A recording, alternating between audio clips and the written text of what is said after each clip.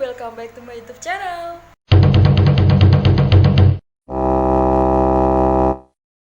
Hai, assalamualaikum warahmatullahi wabarakatuh.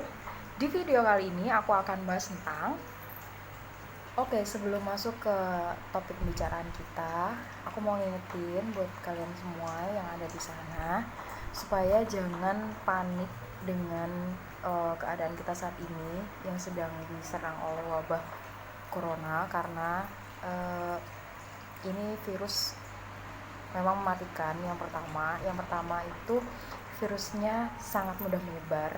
Yang kedua adalah virusnya sangat mematikan.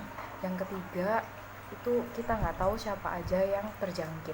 Nah, kita harus tetap waspada, jaga kesehatan, dan udah di rumah aja. Mending kalau nggak ada perlu kemana-mana, mending di rumah aja. Oke, kembali ke topik.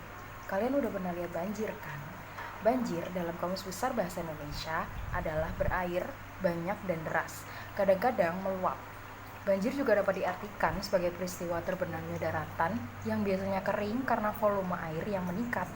Menurut ensiklopedia dari Britannica, banjir adalah tahap air tinggi di mana air meluap ke tepi alami atau buatan ke tanah yang biasanya kering. Dikutip dari situs BNPB, banjir adalah peristiwa atau kejadian alami di mana sebidang tanah atau area yang biasanya merupakan lahan kering tiba-tiba terendam air karena volume air yang meningkat. Nah, pemaparan barusan itu adalah pengertian banjir pada umumnya. Ini dia videonya. Check it out. Seluruh kota merupakan tempat bermainnya hati. Oh senangnya, oh senang sekali. Walau begini, sudah di sini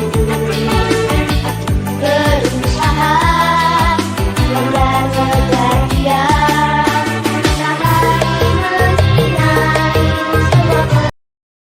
Sebab-sebab umum kenapa terjadi banjir. Yang pertama, berkurangnya tutupan pohon. Tutupan pohon berperan sangat penting dalam menjaga keseimbangan hidrologis suatu das. Dengan terjaganya tutupan pohon, tanah mampu terus meresap air. Hal ini karena tingginya kandungan bahan organik yang membuat tanah menjadi gembur serta pengaruh akar yang membuat air lebih mudah diresap ke dalam tanah.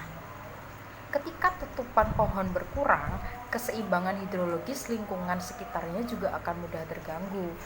Air hujan yang turun akan sulit diresap oleh tanah dan lebih banyak menjadi aliran air. Masya Allah. Aliran air di permukaan. Sebagai contohnya, hasil analis dari Global Forest Watch (GFW) mengindikasikan kehilangan 887 hektar tutupan pohon di pegunungan Siklop, Papua pada periode 2001 sampai 2018 yang berdampak pada banjir di distrik Waibu, Sentani, dan Sentani Timur. Hasil analisis GFW juga mengindikasikan berkurangnya tutupan pohon di Das Jenebrang, Provinsi Sulawesi Selatan, dan Das Bengkulu, Provinsi Bengkulu, masing-masing sebesar 1.990 dan 11.400 hektar pada periode yang sama. Kegiatan perambanan hutan dan penambangan liar yang marak telah menyebabkan kerusakan das di hulu sungai. Kurangnya tutupan pohon merupakan salah satu penyebab terjadinya banjir dan longsor, namun bukan merupakan faktor tunggal terjadinya bencana tersebut. Faktor lain juga berpengaruh terhadap bencana ini seperti cuaca yang ekstrim dan kondisi topografis wilayah. Yang kedua adalah cuaca ekstrim. Curah hujan dengan intensitas yang tinggi umumnya melebihi 100 mm per hari dan dalam waktu yang cukup lama kerap kali berkontribusi terhadap terjadinya banjir di Indonesia.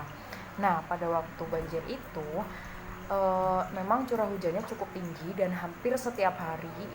Jadi nggak heran lah ya kalau tiap hari itu di situ tuh banjir, di tempat aku tuh banjir karena emang cuacanya lagi ekstrim banget, hujan juga tiap hari. Nah, setelah aku tengok nih kenapa sampai terjadi banjirnya setinggi itu, itu karena ada oknum-oknum yang memang sengaja membuang sampah ke selokan. Faktor kedua yang aku lihat itu adalah bahu jalannya itu lebih tinggi daripada jalan. Nah, jalannya juga itu nggak rata, jadi air emang di sana tuh ada bolongan-bolongan kecil gitu buat mengalirnya air ke dalam gorong-gorong.